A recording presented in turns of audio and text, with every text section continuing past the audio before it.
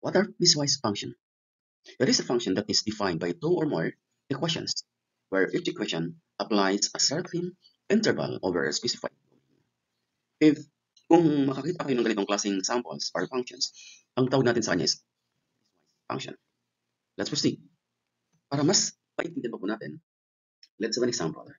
We're going to find for the value of f of x for the function of x, where it is equals to 5x plus 3 if x is greater than 0, and that's negative x squared plus 4 if x is less than 0. Ibig sabihin nun, ang titingnan natin yung kanyang value ng x. Itong function na ito ay gagamitin lang doon natin kung ang magiging value ng x is greater than 0. At yung nasa baba naman ay gagamitin din po natin kung ang magiging value ng ating pong x is less than 0. Let's proceed. How about if we have here the value of your x, assume that the value of your x is 0 and the value of your another is negative 4.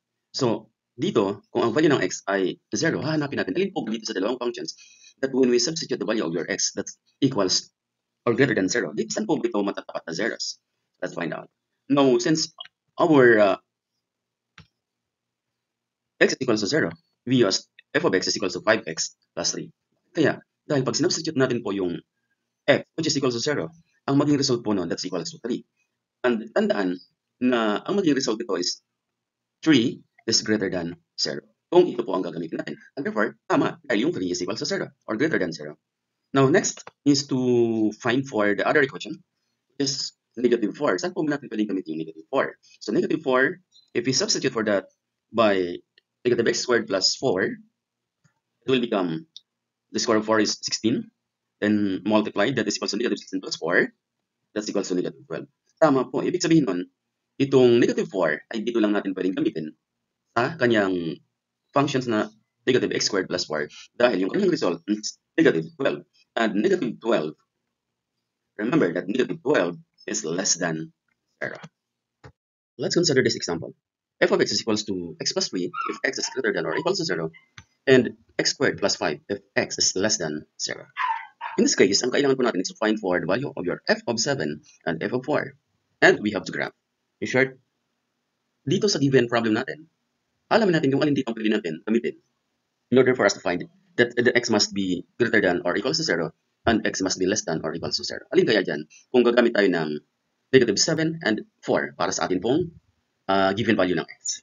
Magsasubstitute lang tayo pero dapat ang result ay satisfied doon sa equation. Now, yeah, since negative 7, ang gagamitin natin yung negative x squared plus 5. The reason is that if we substitute negative 7 dun sa x, ang maging result po nun is negative 49. Plus 5, that's equals to negative 44. So negative 44, kung ilalagay natin dito sa value ng x, that's equals to or that's less than 0. And therefore, tama po ang ating magiging equation na gagamitin natin. Now for the next one, since we have now x is equals to 4, in this case, 4 naman ang gagamitin natin. If we substitute 4 by x, that's exactly equals to 11. And remember that 11, kung papalit natin dito sa x, that's greater than or equals to 0. So tama po ang atin pong ginawa. Now, the last part is to plot the graph or to graph the given two equations. Dito sa graph ay kung meron kayong apps ng Desmos Graphing Calculator, type nyo lamang po yun. Type nyo Desmos Graphing Calculator, lalabas po doon. Libre po yun. Yung iba may bayad, pero may libre po doon. So, type nyo lang yung equation na to, x plus 7. Then, that's x is less than or equals to 0. Lalabas na po doon yung kanyang graph na ganito. Ganun din po dito. Eh, sir, meron po bang other option kung wala po tayong online or Desmos Calculator? Yes, meron. To have your graph, titingnan nyo yung kanyang given equation. Dito, kung mapapansin natin, this is a linear equation. We have 7. Then, ang 7 ay dun po sa kanyang y value. So, hanapin lang natin yung 7, the upward, positive po yun.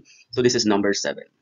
Then, since that's greater than or equals to 0, your graph must be going to the right. Dito naman po, squared. Then, positive yung 5. Hanapin natin yung number 5. This is 0. Ito po yung number 5 part na yan.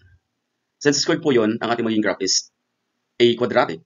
Since that's function, so it could be the graph must be of the quadratic. That's less than, dahil po negative po yung ating pong x. Have a nice day.